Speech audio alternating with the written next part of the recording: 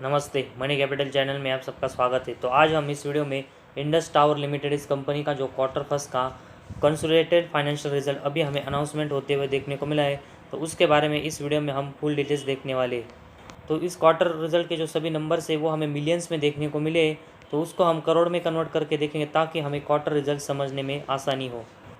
तो सबसे पहले हम इस क्वार्टर रिजल्ट में कंपनी का टोटल इनकम, जिसमें कंपनी का revenue from operation plus other income है, तो इनको मिलाकर जो कंपनी का टोटल इनकम होता है तो उसके बारे में इंफॉर्मेशन देखेंगे। तो ये हमें इस साल के क्वार्टर फर्स्ट में कंपनी का टोटल इनकम 69,898 मिलियन मतलब 6,989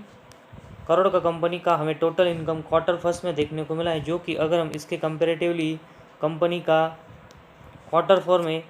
टोटल इनकम देखेंगे तो ये हमें उस समय 72,253 देखने को मिला था, जो कि अगर हम इसको करोड़ में कन्वर्ट करके देखेंगे तो ये हमें 7,225 करोड़ का कंपनी का क्वार्टर फोर में हमें टोटल इनकम देखने को मिला था, जो कि अभी हमें कम होकर 6,989 करोड़ तक आते हुए देखने को मिला है। तो कंपनी का जो टोटल इनकम है उसमें हमें क्वार्टरली बेसिस यहाँ पर गिरावट होते हुए देखने को मिली, जो कि कंपनी के परफॉर्मेंस के लिए निगेटिव बात है। वही इसी के साथ ही में अगर हम पिछले साल के क्वार्टर फर्स्ट में देखेंगे तो उस समय कंपनी का टोटल इनकम 68,539 मिलियन मतलब 6,853 करोड़ का कंपनी का टोटल इनकम देखने को मिला था, जो कि अभी हमें ये बढ़कर 6,989 करोड़ तक जाते हुए देखने को मिला है। तो कंपनी के जो ईयर और ईयर बेस में टोटल इनकम है उसमें हमें एक अच्छी ग्रोथ यहाँ पर कंपनी करते हुए देखने को मिली है। तो कंपनी का जो टोटल इनकम है उसमें हमें क्वार्टरली बेसिस यहाँ पर गिरावट और ईयरली बेसिस यहाँ पर ग्रोथ देखने को मिली है। तो क्वार्टर फर्स्ट का कंपनी का जो टोटल इनकम है उसमें हमें क्वार्टरली बेसिस जो गिरावट होते हुए देखने को मिली है, उसकी वजह से क्वार्टर फर्स्ट में कंपनी का जो नेट प्रॉफिट है वो हमें यहाँ पर गिरते हुए देखने को मिल सकता है। तो उसके बारे में हमें यहाँ पर देखना पड़ेगा। तो कंपनी का जो टोटल इनकम है उसमें से हम एक्सपेंस और साथ ही में कंपनी के रिलेटेड जो भी टैक्सेस है उन सब को कट करके देखेंगे तो कंपनी का हमें प्रॉफिट आफ्टर टैक्स देखने को मिलता है, मतलब कंपनी का नेट प्रॉफिट देखने को मिलता है। और कंपनी का ये नेट प्रॉफिट हमें इस साल के क्वार्टर फर्स्ट में 4,473 मिलियन मतलब 477 करोड़ का कंपनी का नेट प्रॉफिट हमें इस साल के क्वार्टर फर्स्ट में देखने को मिला है, जो कि क्वार्टर फोर में कंपनी का नेट प्रॉफिट देखेंगे तो उस समय कंपनी का नेट प्रॉफिट 18,285 मिलियन मतलब 1,825 करोड़ का कंपनी का नेट प्रॉफिट देखने को मिला था, जो कि अभी हमें इस साल के क्वार्टर फर्स्ट में ये बहुत ही बुरी की तरीके से डाउन होकर 477 करोड़ तक आते हुए देखने को मिला है। तो क्वार्टरली बेसिस कंपनी का जो नेट प्रॉफिट है उसमें हमें बहुत बड़ी गिरावट होते हुए देखने को मिली है, जो कि कंपनी के परफॉर्मेंस के लिए हमें बहुत ही ख़राब बात देखने को मिली है।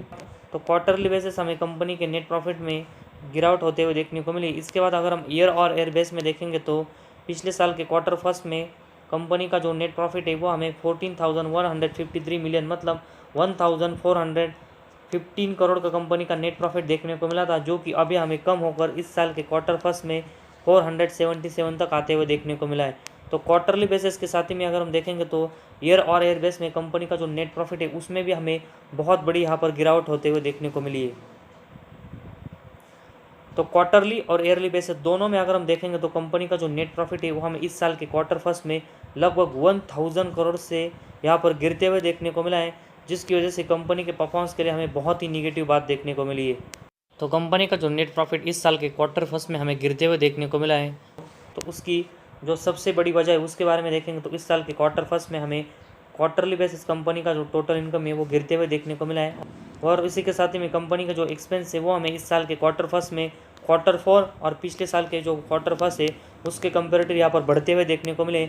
और इसी वजह से अगर हम देखेंगे तो इस साल के क्वार्टर फर्स्ट में कंपनी का जो नेट प्रॉफिट है वो हमें क्वार्टरली और ईयरली बेसिस दोनों में बहुत ही बुरी तरीके से गिरते हुए देखने को मिला है, जो कि कंपनी के परफॉर्मेंस के लिए हमें बहुत ही निगेटिव बात देखने को मिली है।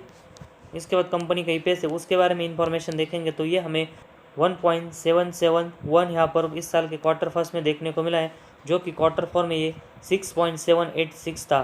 तो कंपनी का जो ईपीएस है उसमें भी हमें क्वार्टरली बेसिस इस साल के क्वार्टर फर्स्ट में गिरावट होते हुए देखने को मिली है। वही अगर हम पिछले साल के क्वार्टर फर्स्ट में देखेंगे तो उस समय कंपनी का ईपीएस 5.253 था, जो कि अभी हमें इस साल के क्वार्टर फर्स्ट में 1.771 होते हुए देखने को मिला है। तो क्वार्टरली बेसिस के साथ ही में ईयर और ईयर बेस में भी कंपनी का जो ईपीएस है उसमें हमें बड़ी गिरावट होते हुए देखने को मिली है, जिस तरह कंपनी के नेट प्रॉफिट में होते हुए देखने को मिली थी।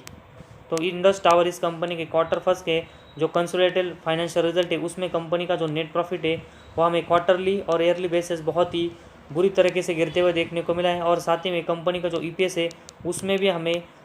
क्वार्टरली और ईयरली बेसिस बहुत ही बड़ी गिरावट होते हुए देखने को मिली। और इसी वजह से अगर हम देखेंगे तो इसी वजह से इंडस टावर इस कंपनी का जो शेयर है उसमें हमें आज बड़ी गिरावट होते हुए देखने को मिल सकती है। और साथ ही में आने वाले दिनों में भी हमें इंडस टावर इस कंपनी का जो शेयर है उसमें